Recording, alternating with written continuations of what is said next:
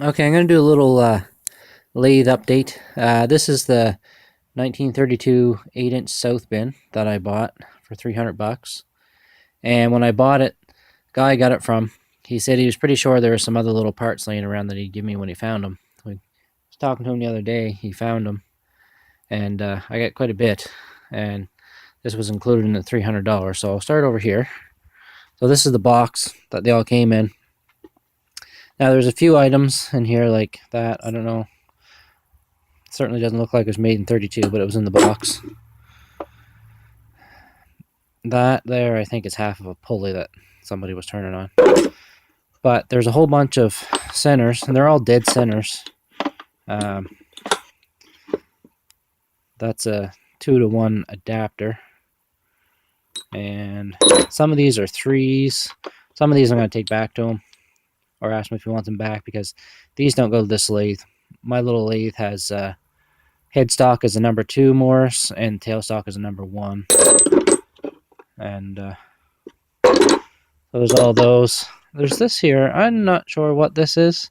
I think this might be something for doing wood. Anyway, another tool post for wider tools. Another thing that I don't know what it is. And yet another thing I have no idea what it is. Whatever that is, it looks like it's fucked.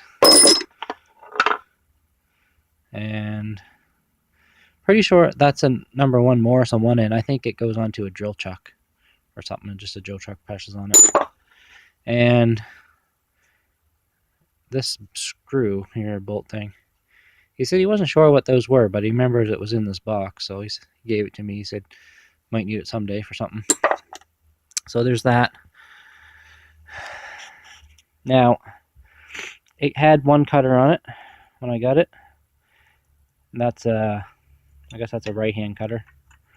And also came with a left hand. This is a little bigger. This is the 1/4 inch, I guess, one. So there's a left and a right, a boring bar holder, and 2 different size boring bars. Just putting that stuff back in the box as I go. 2, 3, 4. There's 5 pieces of high-speed steel, 2 different sizes there, plus the 2 that were in it. So should have had that box closer. These old rusty old calibers, I don't know. They're probably good for something. You don't always need to be accurate to the thousandths of an inch. Now, there's 3 fly cutters, and I know they're fly cutters because it says fly cutter. It says economy fly cutter, patent applied for. I'm familiar with what a fly cutter is. In the woodworking world, I've seen them, I've used them on drill presses and stuff. I'm not sure how to use them on a lathe. I'll have to look into that. But there's 3 of those. A little counter sinking bit. A small 4-jaw chuck with a chuck wrench. Kind of hard shape, but it's a little smaller than the one that's on there. But came with the lathe, so I'm not going to say no. And this here is a peculiar looking knurling tool.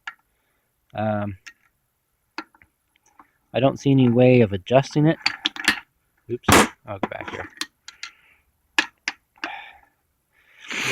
I know the camera works kind of shitty today, but I'm not feeling well and just don't want to deal with too much stuff. So, I mean, there's a little bit of adjustment there, but it's, kind of limited in what you could do with it. I've got one in that kit I bought from him for 50 bucks that probably do a lot better job than this. So, there's that. Oh, and the little wrench, the bigger one was on it when I got it, and I can't remember what the smaller one fits. I think it's the swivel part of this. That was in the box. And I also bought a bunch of stuff on eBay. So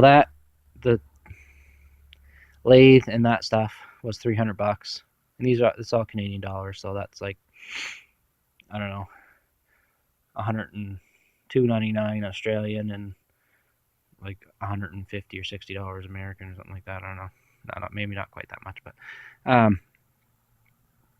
I spent another $300 Canadian on probably about 400 actually, because some of the stuff I already bought before. So this is a little carbide cutter. Some of the stuff I haven't got yet. This is a little parting tool that I bought. I bought a set of like 5 that look just like this, left, right, and plunge, and different stuff. And I just had that in there for a spacer, but that's part of this little kit. I think there's 4 or 5 cutters, and it takes these the TCM something. I don't know. I'm still learning all this stuff. I bought those. I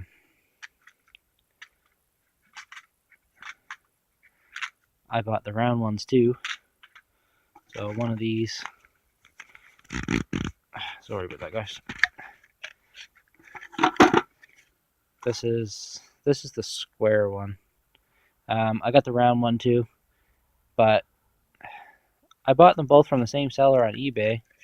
They were supposed to come with the cutters, and the round one came with a package of cutters, but the square one didn't. So whatever. I emailed him. I gotta check my emails and see what he said. So I got that.